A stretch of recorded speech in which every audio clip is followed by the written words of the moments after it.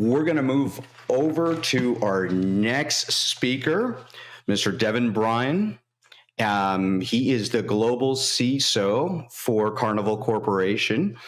He's a results-oriented executive information security leader with over 22 years of broad cybersecurity and enterprise risk management experience and a proven record of success.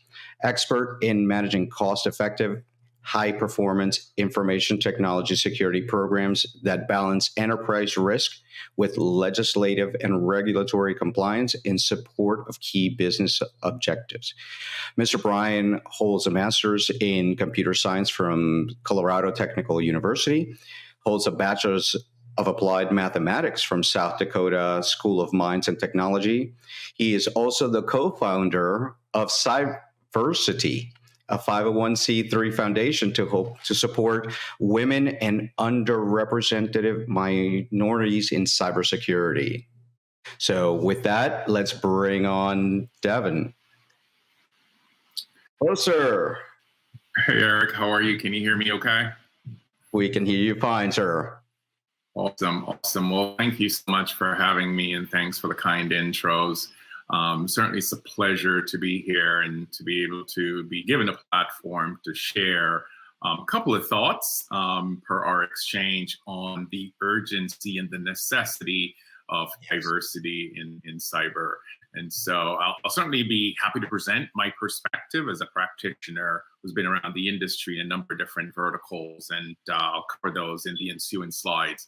So Eric, if you can tee those slides up, I'd be most grateful. Thank you. All right. So if we click ahead, I'll just a quick touch on my bio, and you know, not displayed here or touched on here to try to impress the audience, right?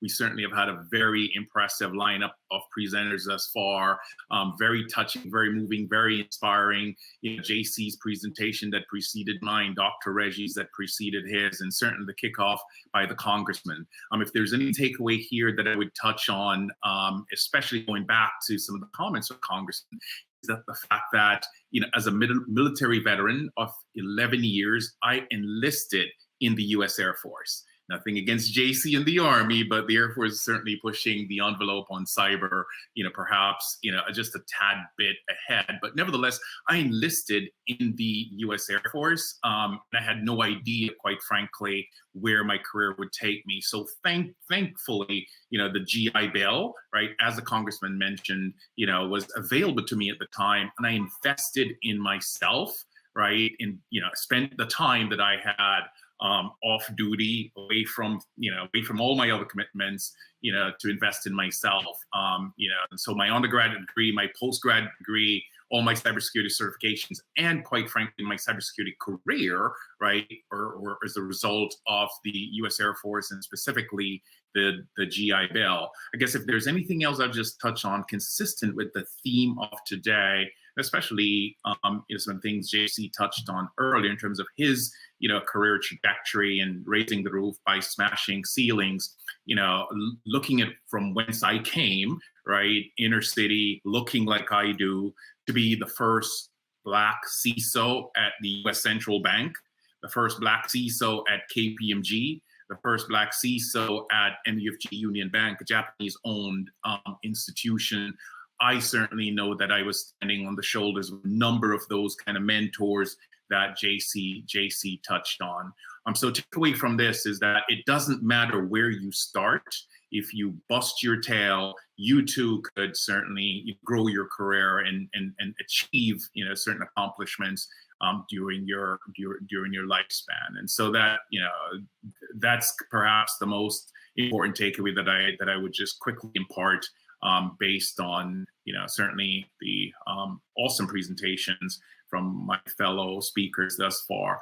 If we click ahead, Eric, to the next slide, it kind of gets into the meat and the essence of my presentation. I won't necessarily spend a whole lot more time on this because, again, Dr. Reggie and certainly the congressman, you know, did a great job of setting the stage as to what is going on from a global cyber threat space perspective. and why it's so important for us as a community of Black and Brown and women to be as involved, right? Certainly, and Dr. Reggie's quote was spot on, right? The bad actors who we're up against, right? They are not homogeneous. So why should the cyber defenders, continue to be? So cyber criminal activities certainly continue to rack and stack among the most devastating threats that we face globally, right? Not just domestically, but globally. In fact, I believe the World Economic Forum annual threat report had it right up there with natural disasters, pandemics, as the kind of threat that could have devastating consequences on global economies. The projections from Cybersecurity Ventures are as listed. I won't spend too much time on that. Again, the harsh realities of what's happening across cyberspace, based on the fact that so much more of how we work, how we live, and even how we play relies on technology. And there are always going to be bad actors seeking to deny, disrupt, destroy, otherwise compromise technologies for their nefarious purposes. If we click ahead to the next slide, Eric, against this backdrop comes the harsh reality of much of the essence of today's conversation, right? And the good doctor did a great job of outlining, with statistics, what has been reported year over year as workforce shortage across the cybersecurity industry. And not just workforce shortage, but for our Black and Brown and female communities, certainly the underrepresentation of folks who look like us doing this work, this very important work that means so much to economy, so much to national priorities, so much to top line revenue growth or other business imperatives, right? There's a quote that follows here that really resonates with me, and we'll get to that in a second.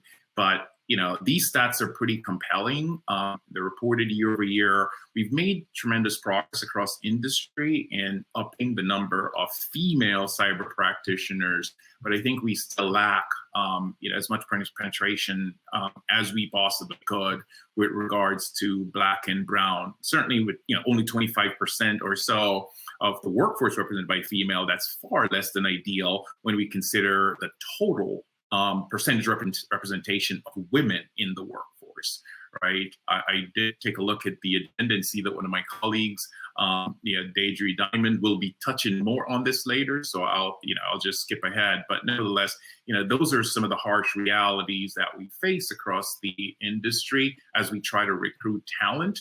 And it's real, right? When you look at the length of time, right, we have job openings and we're trying to fill them. I mean, the workforce shortage does manifest itself from a practical perspective and a practitioner's perspective, in every institution that I've served. Again, there are various reasons for that, and we'll get to some of those in the next steps. But, we do have a challenge with finding skilled labor, especially, again, for some of our more deeply technical positions. And that continues to permeate across various industries. If you click ahead to the next slide, please, Eric. The slide speaks for itself, right? When we think about the business case for diversity, why this matters, right? And this article that Forbes magazine published a couple of years ago, based on research that has been done, and this is just one of the many sources that have made an empirical business case for why diversity matters, why diverse teams win, why diverse organizations tend to do better, right? From a financial perspective. The bullets speak for themselves, right? In that inclusive teams definitely show time and time again to make better decisions, that diverse teams tend to arrive at better results. And we parlay that into what we have to do as cyber defenders, right? Again, going back to what the good doctor said, the bad actors we're up against, the miscreants operating from the shadowy corners of the internet, are typically U.S. law enforcement, international law enforcement cannot reach them, right? The long arm of the law does not extend to some of these remote corners of the internet from where these folks operate.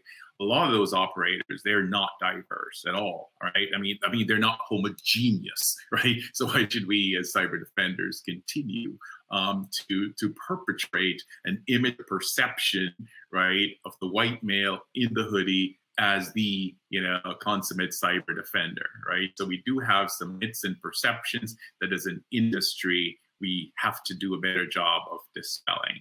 I'm gonna click ahead to the next slide as well, Eric, because again, this is the quote that has resonated with me. I think this was actually from one of the national strategies around cyberspace and the importance of diversity in accelerating and supporting national strategy for cyberspace defense, right? And the 3 bullets there in the middle of the slide, and sort of the closing one, just leaps off the page of you, that not only is the underparticipation by large segments of our society a loss of opportunity for individuals or skills in the workforce, right? It's also, lack of creativity, right?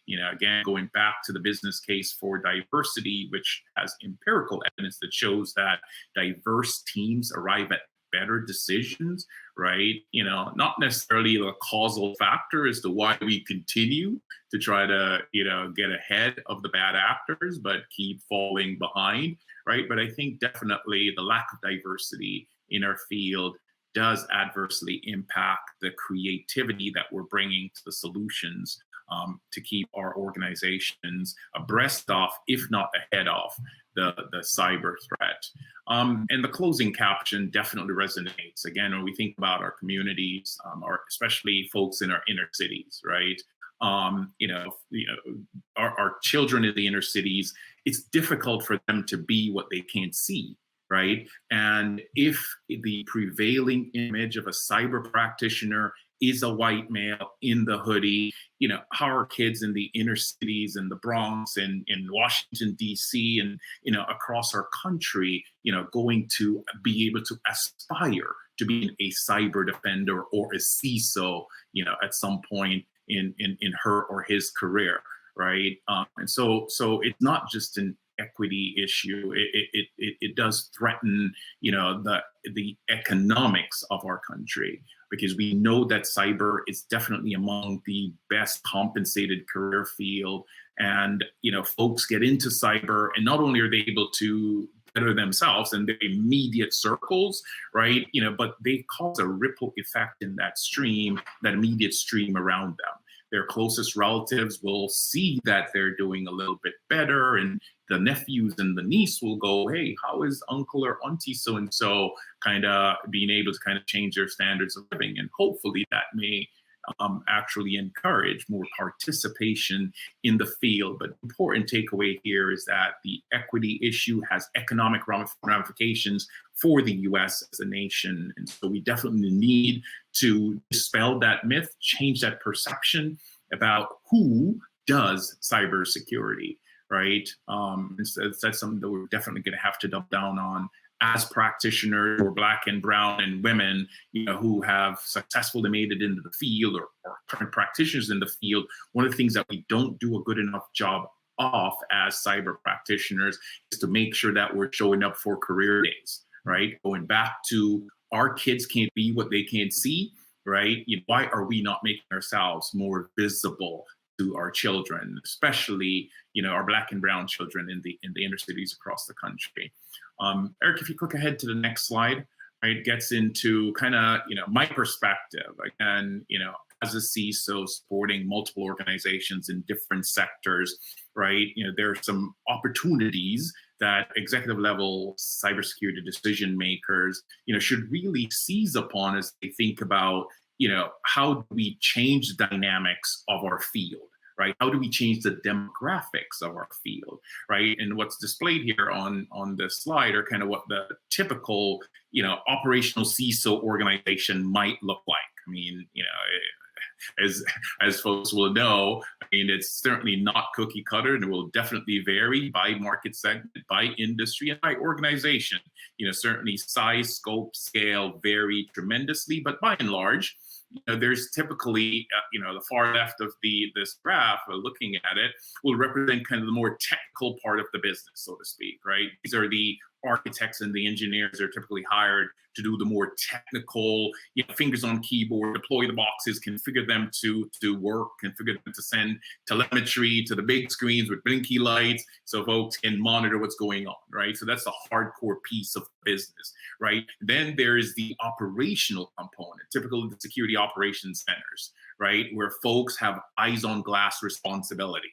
What is going on across our organization in real time, right? And that part of the organization, the SOC, is typically 24/7, right? So we go back to architects and engineers, typically, about 20% of the total headcount of a CISO organization are the more technical folks. The operational team that have 24/7 responsibility, eyes on glass, that's typically about 40% or so of the total employee population. Then you have the compliance, the governance, risk, and compliance division, a little less technical compared to the architects and engineers. The portfolio management office, about 10 or so percent, about moderately technical as well, and security awareness and communications team, about 10% of the total CISO employee headcount, and also perhaps one of the most, the not as strongly technical compared to the others. Why I am outlining this is, it goes back to how are we thinking about growing the pipeline, recruiting and developing talent for entry into the field, right? So certainly, folks who are talented, can enter from, especially from any of these avenues, right? The operations division, I would argue, based on my experience, typically provides the best entry point into the organization, not only because certainly the volume, helps, right? So 40%, 40 to 50% of the CISO staff is typically dedicated to the eyes on glass opportunities. Certainly, it creates a lot more opportunities for hiring entry-level talent in that organization. And, let me just double click on that for a second. Within the security operations team, there's usually the tier 3 analysts, right? These are the super duper technical reverse engineer malware types. Below them is level 2, right?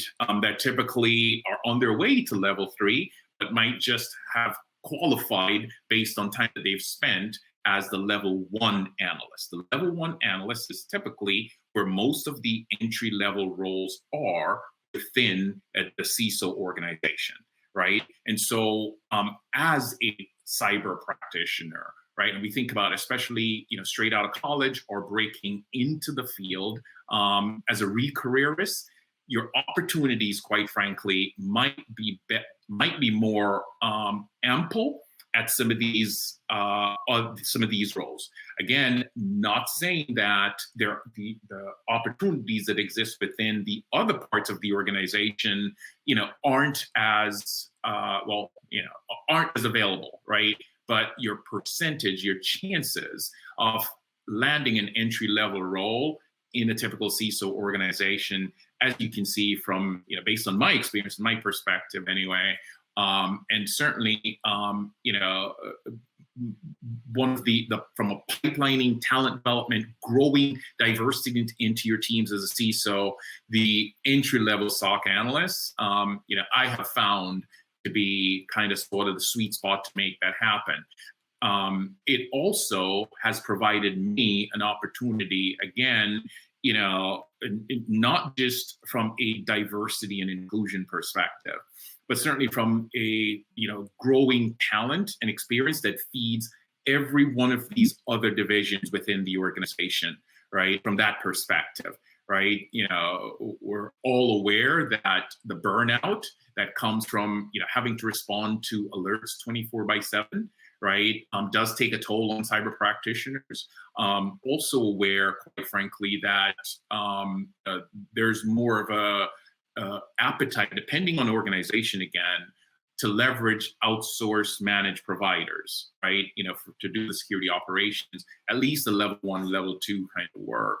But I think irrespective of whether it's security operations analysts, level 1 at a managed service provider or at a bank, right? Like I've worked at, I have found leveraging that level 1 stack analyst role, certainly to grow my diversity pipeline for kids, entry level or re-careerists looking to get in, has served me well as I try to build and engineer diversity into the team.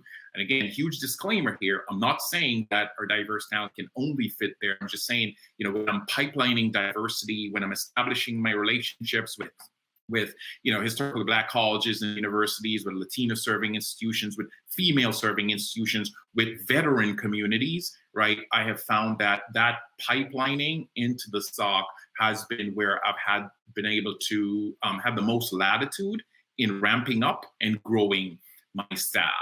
I also want to quickly touch on the deputy CISO box that's on the org chart, because it's certainly important that, as leaders, irrespective of industry, irrespective of where you are, right, that you are growing your successor. I've been privileged enough and lucky enough to have been able to argue for deputy CISO slots at a number of the institutions that I've been lucky enough to support. I've also been very lucky, quite frankly, to be able to have at each of the locations that I've had a deputy, that deputy was a minority, a woman or a Black or brown practitioners. And upon my exit, that deputy has been promoted into the primary role. So I look back at, growing the pipeline, and B, kind of, going back to JC's, analogy and story about, creating that ladder, right? So that somebody can climb and go on to greatness. I've been lucky enough and privileged enough and quite frankly, truly blessed enough to have been able to grow with a lot of intentionality, next generation of female and Black and brown CISOs based on opportunities that I have been given, thus far. But again, guys, this isn't a recipe for everybody. This is what I have found that have worked for me, with a certain degree of intentionality and certainly a lot of collaboration, across the organization, which leads me to the next slide, Eric, is it kind of double clicks on some of the things that I've touched on, but in terms of next steps, right? Important to just kind of foot stomp on, especially if folks are thinking about, how some of the things that existing cyber execs, especially those in hiring capacities, need to be paying attention to. And that first bullet, cannot foot stomp that enough, right? In most organizations, you step into a CISO role or director role or thereabouts, you're inheriting a lot of previous HR practices, which includes, old job descriptions, right? And these are job descriptions that will have, minimum college degree, minimum, CISSP and CISA, right? And 4 or 5 years experience for an entry-level role. Think about that for a second. How ridiculous is that, right? You have to be in the field for 3 to 5 years to qualify, to get endorsed for a CISSP or a CISA, right? And why the necessity of a college degree, right? Going back to my org chart, right? For an entry-level SOC analyst, right? Why is that so necessary, right? But a lot of the job descriptions that we inherit as executive level cybersecurity decision makers will have those requirements because they've just been used year over year, right? And really does a disservice, to folks across our industry, irrespective of race, religion, creed, sex, or other. So I think as cybersecurity decision makers, we have to pay attention to what is on those job descriptions, right? That we're using to advertise for talent. There's also, and I'm pretty sure, Deidre will double click on this during her presentation, some of the language we use in those job descriptions, right? Because they eliminate, huge sections of our community, right? Some of the travel requirements and, and other, right? So I think being very intentional in partnering with the HR departments about what specifically do you need to have in those job options. And and in some instances, are they still reflective of current state, right? So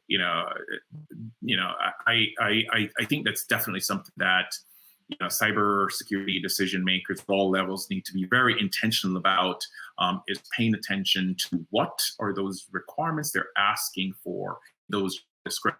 The other remaining bullets kind of feed that as well, right? Do you really need, that much experience? Do you really need a master's, right? Do you even need a bachelor's, right? And certifications, there are folks who are great test takers, quite frankly, but you put them at a command prompt and they will have no idea what they're doing, right? And there are folks without these degrees who are just natural, hackers, right? And not just hackers, naturally talented, creative, right? Self-taught, right? That will not apply for a job if it has mandatory a bachelor's degree. It's nuts, right? That we do this to ourselves and do this to the industry. Then we complain about not being able to find talent, right?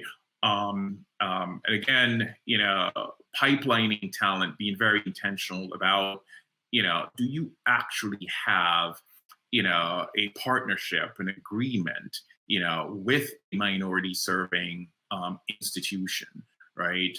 For your next gen talent.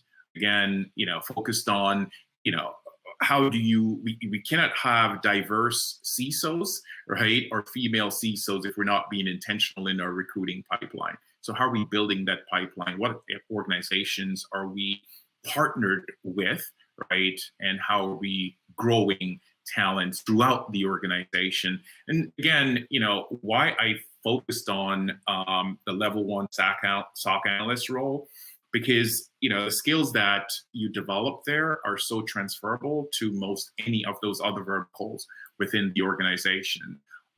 Takeaway from this is I'm not encouraging everybody to go, pursue that, right, as their only entree into the cyber discipline. I've just found that as a CISO, the 5 or so organizations that have been lucky enough to be head of their cyber for, I have been able to recruit with a lot more intentionality, in that role, in those positions, and been able to grow talent, and not just grow talent, because at the end of the day, right, folks have to be very interested. They have to feel like they're learning. They have to be valued, right? And certainly be interested in growing their career.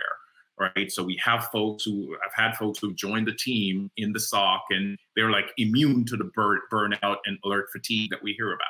That's what they do. That's what gives them passion and purpose. They want to come in, they want to find the needle in the haystack or the needle in the stack of needles, and they will do that for 10 plus years and be happy.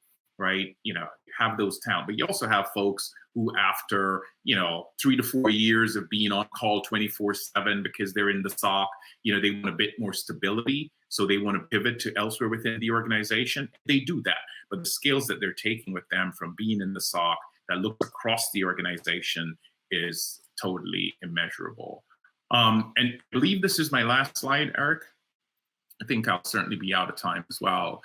But before I go, I just want to quickly touch on, part of the reason I'm here today, because when Eric reached out and said, "Hey, Devon, what are you doing on December 4th? Would you like to be part of our conference?" It was hard for me to say no, right? As I mentioned earlier, I started this journey with no degree. I pulled myself up by my bootstrap, so to speak, thanks to programs, through the U.S. Air Force and the exposure that I got at the U.S. Air Force to cybersecurity.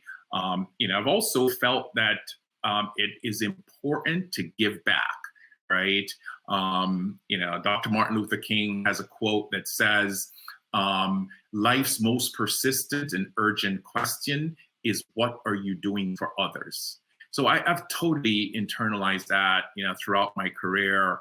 So much so that about 5-6 years ago, a group of colleagues and I started the organization whose logo you're looking at on the screen right now, because we believe that it's important to help, knowing that we're not going to be able to solve the diversity problems in cybersecurity, but it's important for us to do what we can to leave our industry just a little bit more diverse than we found it. Certainly on my journey to being the first Black CISO of the Federal Reserve, at KPMG, at MUFG Union Bank, and on and on and on, right? There's a lot of the only one in the room, right? Where it was, the only person in the room who looks like me. There might have been a female, and I was always so happy when there was at least one other underrepresented, person in the room. But for so much of what I've done throughout my career, I've been the only one in the room. And I don't want that for the folks who would follow behind me when I'm done, right? And so we created nonprofit Cyversity, and we've been lucky enough and blessed enough, to be able to, as Eric is doing Raices, right? Lift up as we pull up, right? Give back to our community. So we have a scholarship program. We have a mutual match mentor-protege program. As I mentioned previously, Deidre Diamond, who follows later on the presentation, she was a member of our advisory board. And so there's a number of things that we're doing to help to leave the industry just a tad bit more diverse than we found it. And we've been so lucky, so blessed to be surrounded by volunteers who give up their nights, weekends, and holidays to pitch in to support our programs, and also our sponsors, right? Much of what we provide in terms of scholarships are from the likes of, Google, Palo Alto, Cisco, on and on and on. Wells Fargo. There's just so many sponsors that have pitched in to help out because they too realize this problem. So Eric, when you reached out, because what you're doing with Raices certainly resonates with me in terms of how are we helping to leave this industry a little bit better by creating opportunities for those who will come behind us. And so I thank you for having me here today. I've been truly touched, moved, and inspired, and I do look forward to our continued collaboration. Thank you very much, sir. So two things. That discussion about entry level and the requirements, that could be a presentation by itself, and it totally got a lot of talk on the chat there. Oh geez. It happens that I rail against that, where I see the executive, and I know that Deidre is gonna go ahead and talk about that a little bit in her speech. But we as managers need to teach the other managers, stop looking for purple unicorns. Oh yeah. Oh yes. These requirements are horrible. Yeah. Yep. You're absolutely right. We do ourselves, we do our industry, we do our our communities such a disservice with those crazy requirements that have just passed on year over year, and we don't pay attention. Honestly, there's just so much on your plate as a CISO, but that's important. If it's important to you, find the time to do it. Look at those job descriptions, and make sure you partner with your HR, clean them up. Okay, and the second thing before you go, your glasses caused a controversy. Everybody wants to know where you got your glasses. Hit me up offline. I'd be happy to share. It's a boutique shop in Brooklyn, New York. Oh, there you go. So thank you very much, Devon. I look forward to our continuing collaboration with Cyversity and Raices, and let's talk. So again, thank you very much for giving up your Saturday and speaking with us. Thank you so much for having me. Take care, everybody. God bless. All right. So